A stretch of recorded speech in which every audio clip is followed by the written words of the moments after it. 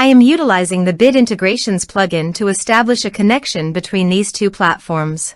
Let's go to Bid Integration Dashboard. Click Create Integration. Search and select Piotnet Forms for the trigger. Select a form, then click Next. Now here search and select Elastic Email. Here, give them a meaningful integration name as you want. To get API key, go to the Elastic Email dashboard. Now click on Setting and navigate to API. Create additional API key. Give the meaningful key name as you want.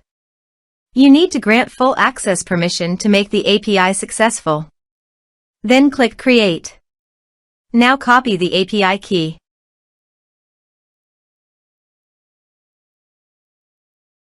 Paste it here. Now click Authorize. Authorization is successful. Click Next.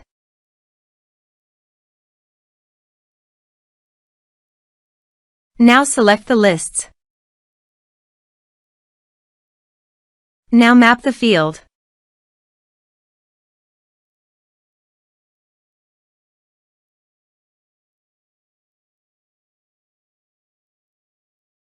Here is the conditional logic. You can use it if you want. If the condition matches, then the data you will send to Elastic Email. Click Next. Now save the integration. Now check the integrations by submitting a form.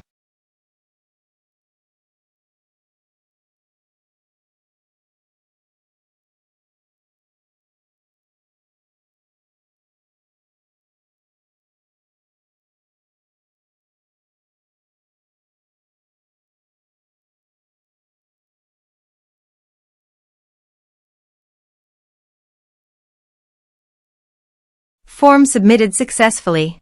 Now navigate Elastic Email page, navigate to the audience, then navigate to the lists. Now select the list. Here is the data that came into Elastic Email through the integration. Thanks for watching.